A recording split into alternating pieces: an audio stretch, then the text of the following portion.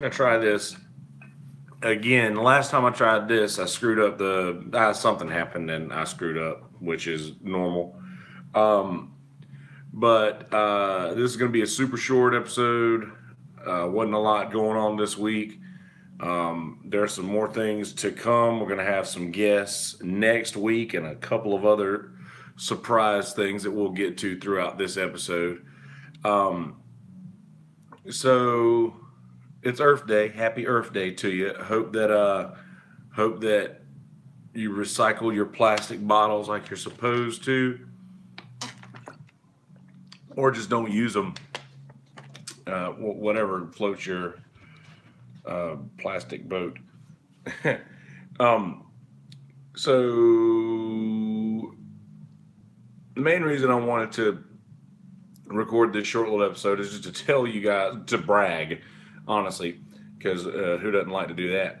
So this podcast, when I checked for the first time, was ranked in Potomatics Society and Culture podcasts. It was ranked in the 2500s, and today we are ranked somewhere in the 100s. So that means that we have jumped all the way from the 2000s to the 100s, which is really good. And applaud yourself for listening. Continue to listen. Share this. Um, yeah, let other people know what's going on here so we can maybe get into the double digits. That'd be cool. Um, so in the last episode, I talked about people I talked about trying to be nicer and making a conscious effort to not be a dick all the time. And I feel like I've done pretty good with that. And so I posted this thing on a woodworking group that I'm in called Woodworking for Beginners, and which is absolutely what I am. So I posted this picture of a piece of like a new growth 2x4 cut from a pine tree, and the rings, it only had like 16 rings in it. And then underneath that piece of 2x4 was another 2x4 that was cut from an old growth pine tree from 1918, and it had like 60 something rings in it.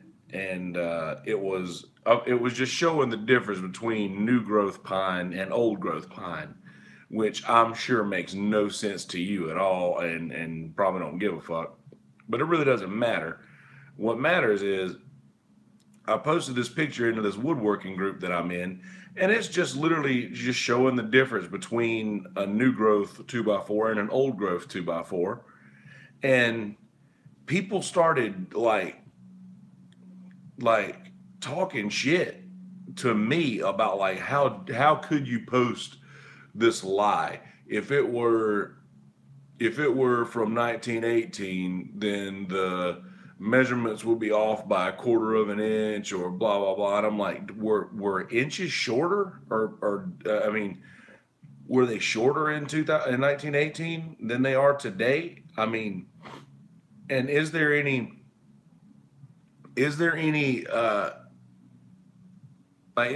evidence at all that would I mean, is there any evidence at all that is true what this guy is saying? And then he said you shouldn't post everything you see on the internet to be true. And I'm like, I just thought it was interesting to look at a new piece of lumber next to an old piece of lumber. And you guys are just, people will find anything to fucking argue about. And I don't understand why that is. That makes absolutely zero sense to me. Like, it's literally just two pieces of wood. You're looking at the end grain of two pieces of wood, and instead of just saying, huh, that is interesting, you have to find a way to argue. And then someone else said anybody who has any sort of knowledge at all, any sort of lumber knowledge at all, would be able to tell this. Would be able to tell that these are two completely different types of wood. And first off, if you look at there are pictures on the interwebs, which you can't believe everything you see on the internet. Which Abraham Lincoln said that. You can't. You could see how much things have changed in the last 100 years, like vegetables, dog breeds, all sorts of different things that are just different today than they were then. Why is it so hard to believe that lumber literally just looks that much different over the last 100 years? But no, they just want to argue and call somebody out for apparently telling a lie or spreading lies on Facebook, which is bullshit. Just the enter's gonna net, man. Enter's gonna net, and that's all you can do about it. People just why? And I don't understand that. Like, not only that, the group that I'm in, as I said, is called Woodworking for Beginners. So it's literally made for people who are very new at this. And I've been in this group for a while. I posted a few of the pictures that I made of like a couple of the pipes that I made and the wands, and I actually got a lot of really good feedback on those. But even in that, there was a guy who was sitting there who said, "Looks like a third grader made it." And in one of the first pipes that I made, and I was like, "Dude, did you see what the name of the group is?" I'm sitting here trying to show you guys the first three pipes that I've made in my life, and he's like, "Looks like a third grader made it." So the group actually, the good people of the group actually jumped to my defense immediately, and I ousted this guy. I think he got kicked out of the group, but they went into his page and saw some of the stuff that he had made and like screenshotted it and put it in the comments. Like, are you serious? What is this crap? He apparently had made like a pin, like there people would turn pins, but he didn't turn it at all. He just used blanks, which I know that makes no sense to you unless you're familiar with the wood turning world. But they just roasted him basically over some of the pictures on his page of things that he had made. But so I guess for the bad moments, there's equally good moments on the internet. But who am I to judge anybody? Trying to do better. I noted in the last episode, trying to do better. But like I said, people are going to argue about anything. I don't know why that is. The internet, enter's going to net. I said that last night to Noah, and I thought it was pretty funny. Enter's gonna net. So anyway, I found out also last night, and for all those years, I thought it was someone different. But when in Vern Troyer's passing, R.I.P. Mini-Me, who passed yesterday or day before, I think it was yesterday. Found out that he played the original grip hook in Harry Potter. In Harry Potter 1, he was the goblin that let Harry Potter into his parents' vault for the first time at Gringotts. And for all these years, I thought it was Warwick Davis because he played a lot of the other characters in the movie, and I think he played Grip Hook in the last couple movies. But I always thought it was him in the beginning. So yeah, Vern Troyer, R.I.P. man, found out he was that. So also, that may spurt. I mean, it's Sunday. Sunday is my day for usually scary movies. I usually watch scary movies every Sunday, which I love to do that. But maybe a Harry Potter marathon is in order. Who knows? But speaking of Harry Potter, one of my old roommates chief used to, when people would get too drunk and start wobbling around and wailing their arms, he would call that casting spells, which I think is hilarious because they're like just drunk, waving their arms like they're casting spells. So I told you guys we had Cornbread had a gig on 420, which was happy holidays to you, by the way. I hope you had a safe and cool, groovy holiday on the 420 because I certainly did.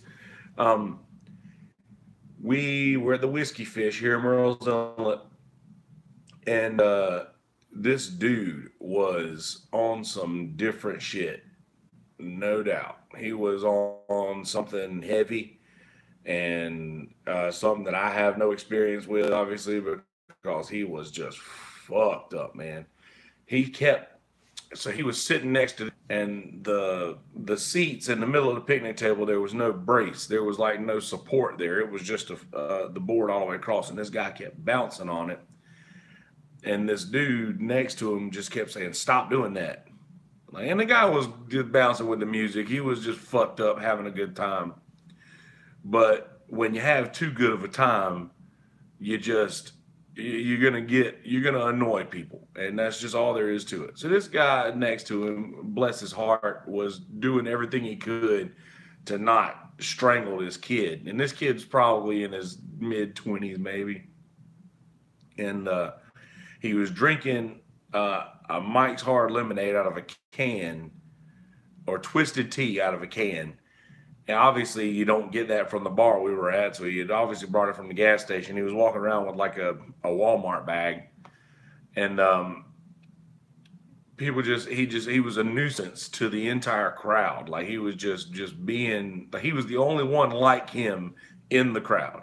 So he keeps bouncing on this picnic table, and this dude says, "Fucking quit." He finally, and I pay attention to this stuff from the stage. I like to watch people when they're I like to watch how people react to other people doing things. And I saw that, so I was like, man, this guy's gonna get fucked up if he ain't careful. So he does that. The dude's like finally screams at him like, dude, fucking quit. Like it gives him some sort of an ultimatum, like fucking quit or you're not gonna like what happens next, or whatever have you, however bikers talk, something like that, right?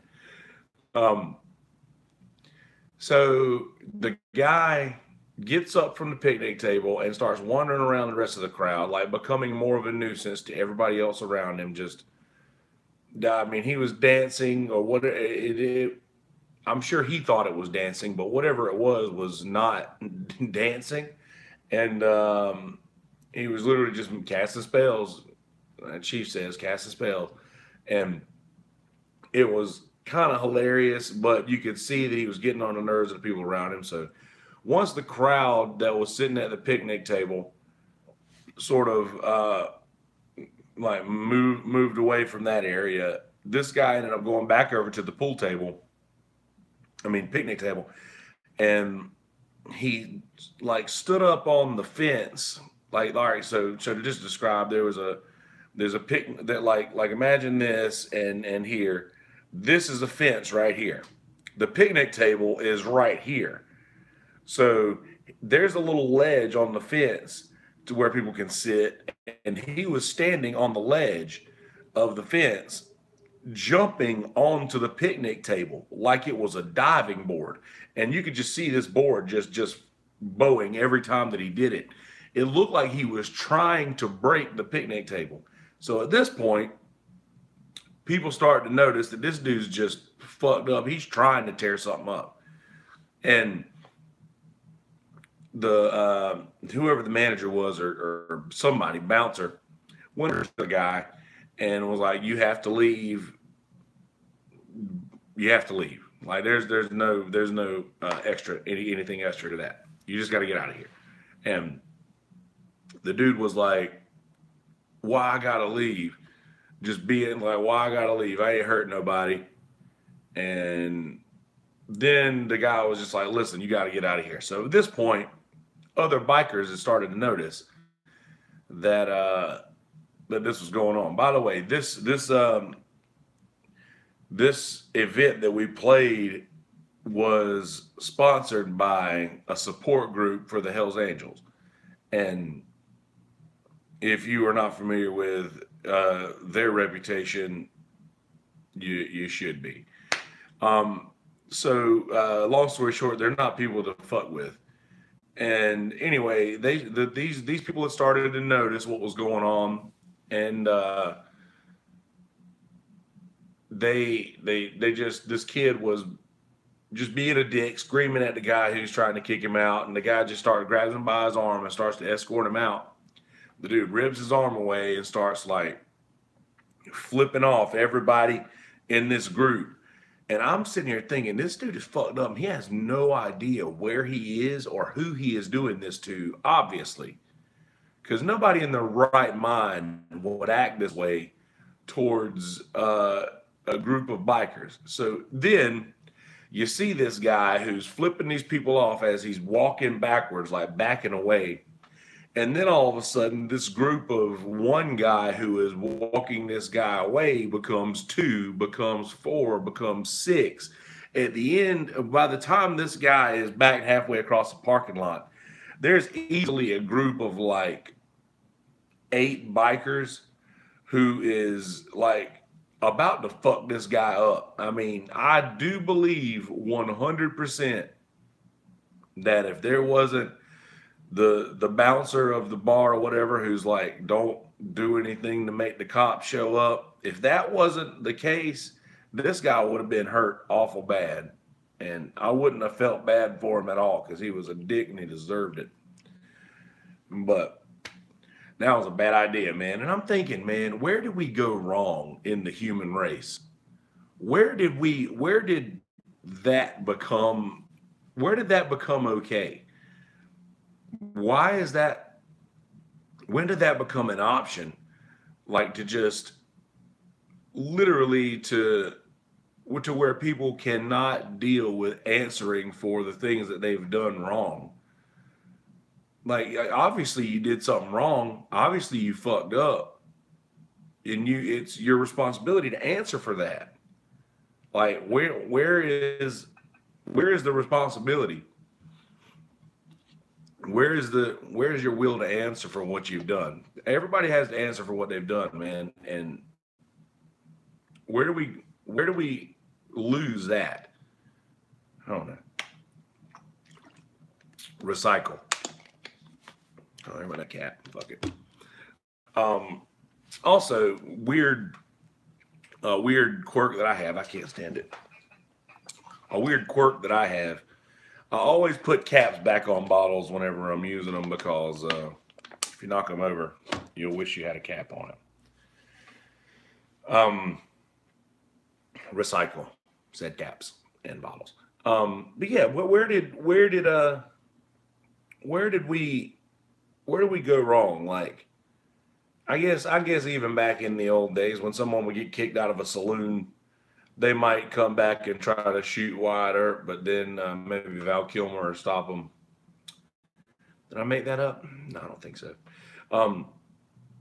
But seriously though, I just don't see how in his mind what he was doing was acceptable. And I find it hard, as I've said in previous episodes, to believe that people have a different sort of belief system that I do. I find that hard, maybe because I'm an American or whatever the fuck.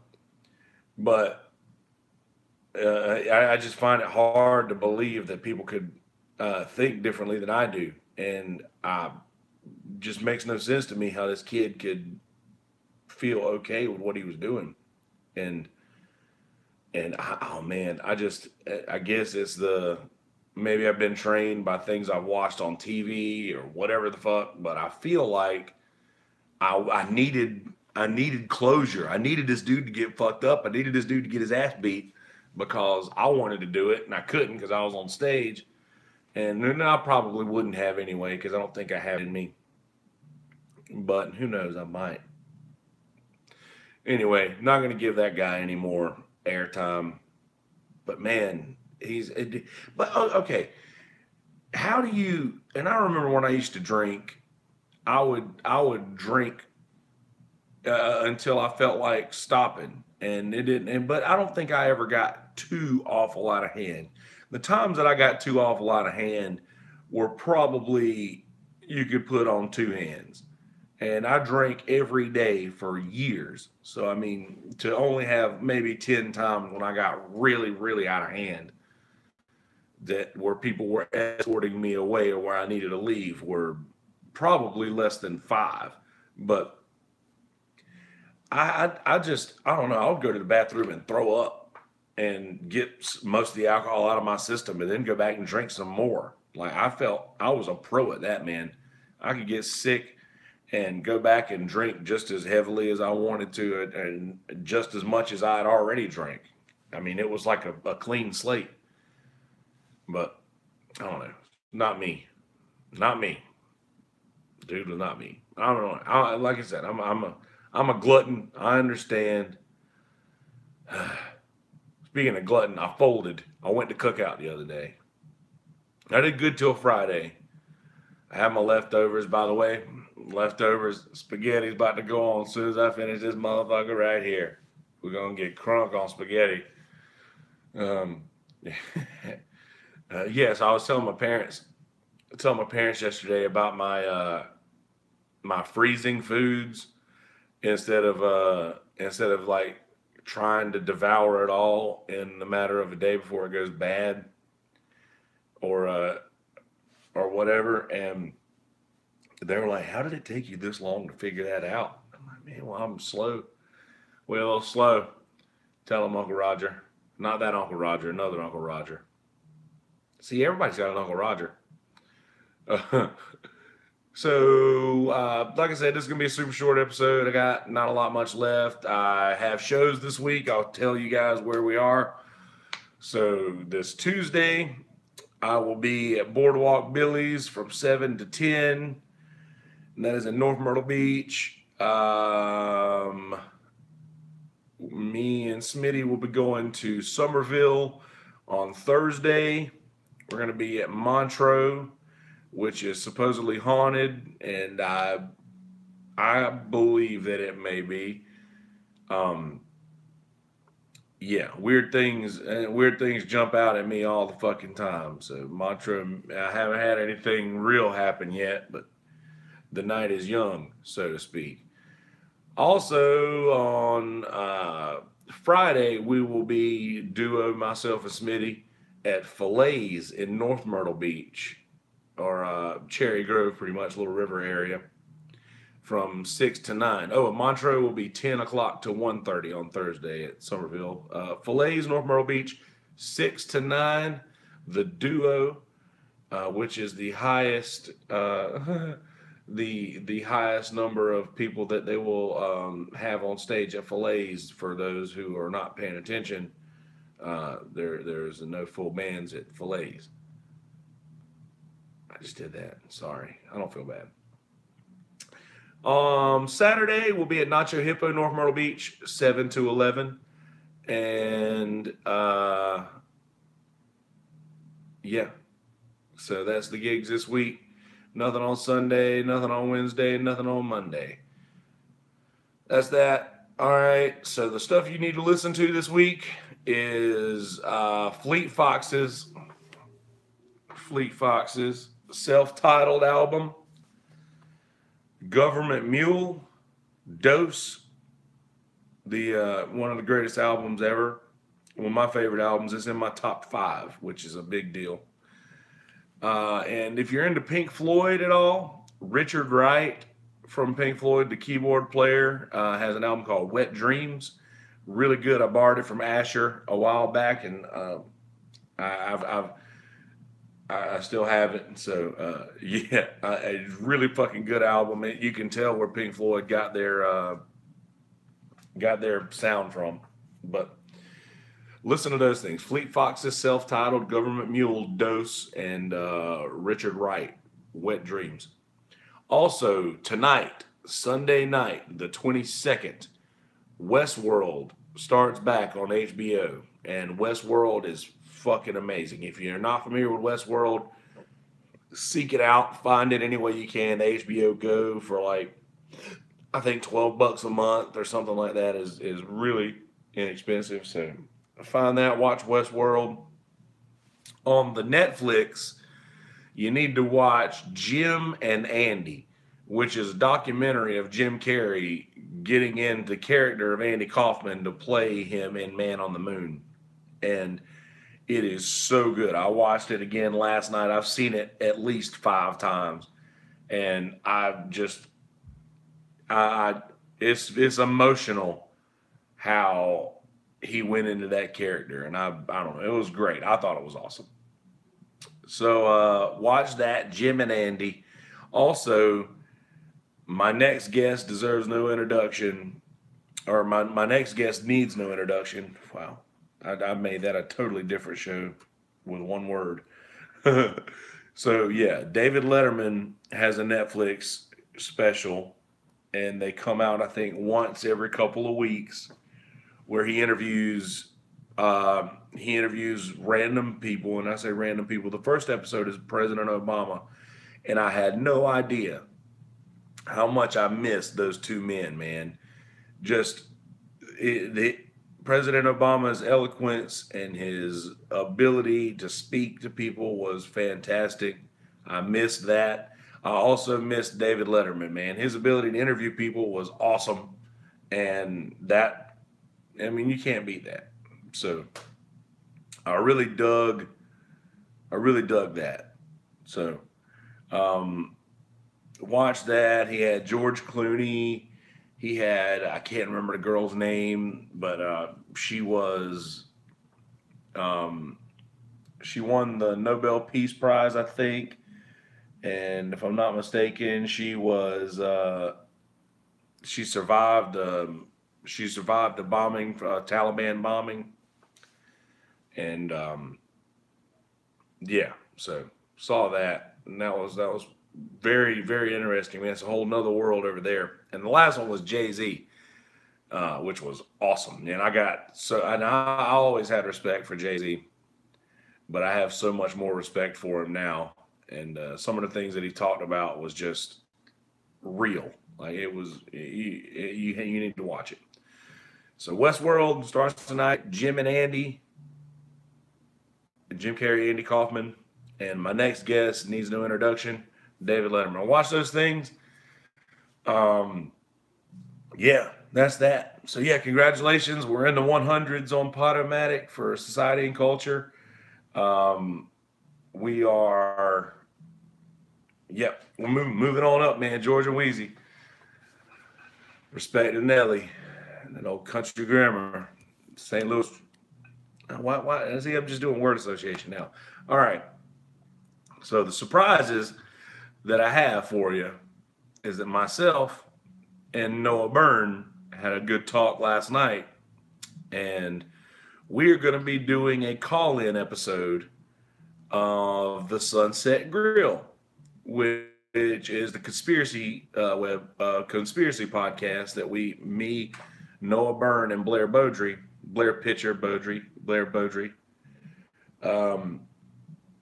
have we did I think 9 solid episodes and a lot of point somethings, which were in betweeners. And on episode 10, I think we're going to do maybe a call out episode where we'll just call a bunch of people and tell them that they're live on the podcast and see what they say, and just do an entire episode of that, which will be funny. But we're going to be asking them about like controversial things, like conspiratorial things, which is going to be really fun. So that was one of the surprises for that I told you at the beginning of what we're going to have today.